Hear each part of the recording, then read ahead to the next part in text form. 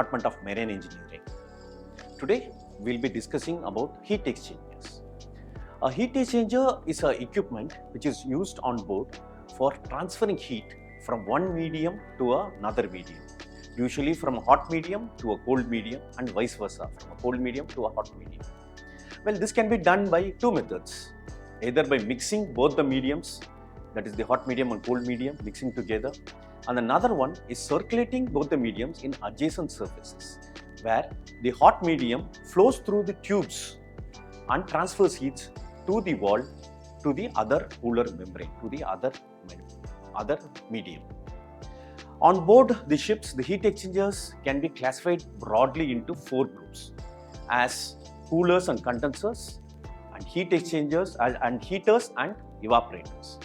In a cooler, the temperature of the hot medium is lowered by transferring heat to the seawater. There is no phase change. Whereas in a condenser, the heat from the hot gas or the vapor is transferred to the seawater to such an extent that there is a phase change and the vapor or the gas liquefies. So this is a condenser. In a heater, the heat from the hot medium is transferred to the cold medium and there is no phase change. So it comes out as a colder fluid. Whereas in the evaporator, the heat is transferred from the hot medium to the cold medium, and the cold medium evaporates to such an extent there is a phase change. So that is an evaporator. So you have got a cooler, condenser, heater and an evaporator. The commonly used heat exchangers on board the ship are the lube oil coolers, jacket walling coolers, the scavenger cooler, LT cooler, freshwater generator. Freshwater generator has an evaporator as well as a condenser. Then you have reefer systems, where reefer system you have got your LT coolers. So these are the various type of coolers and heat exchangers on board the ship. Now the heat exchangers can be broadly classified based on their flow patterns. So based on the flow patterns, they can be classified as counterflow, where the mediums flow in the opposite direction. The hot fluid flows in one direction and the cold fluid flows in the opposite direction. Then there is the parallel flow. In this, the hot medium and the cold medium flow in the same direction. Then there is the mixed flow.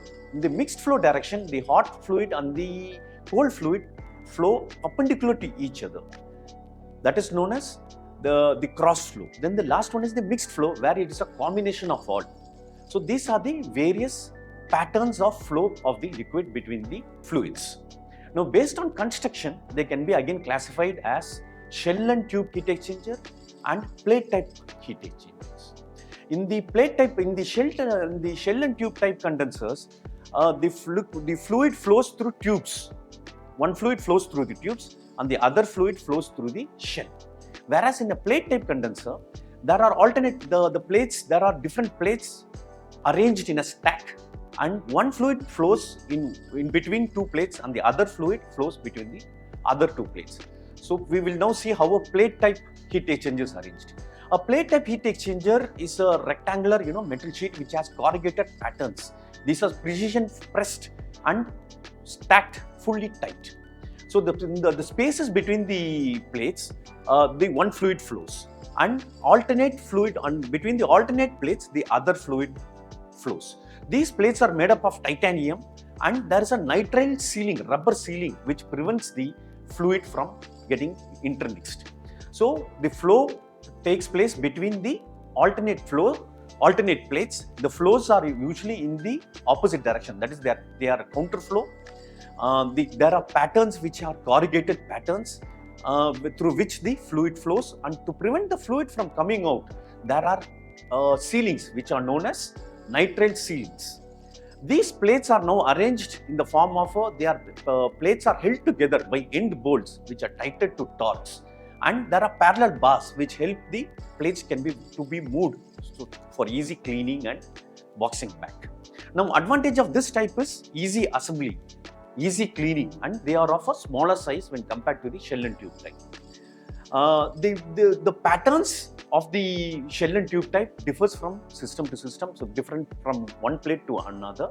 So the patterns are through which the fluid flows. The basic arrangement of this system is the plates are corrugated together or arranged together on a carrying bar. The end cover, the last plate is known as the end cover, and the lower portion is known as a guide bar.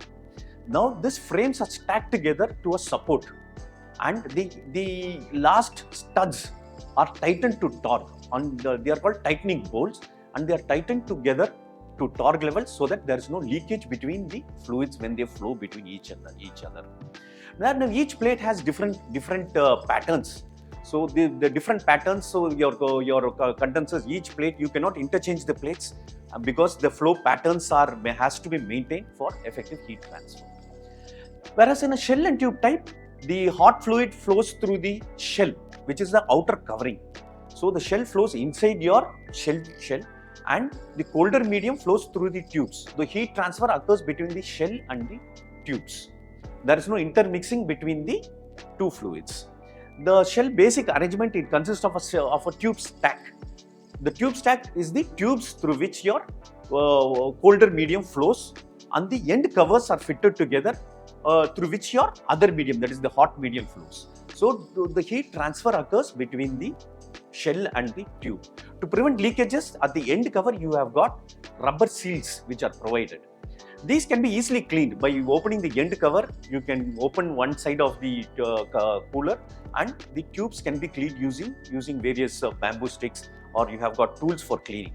So these tubes can be easily cleaned. So now there are different types of passes in this. They can be arranged in single pass, double pass. So in double pass, the flow occurs 2 times.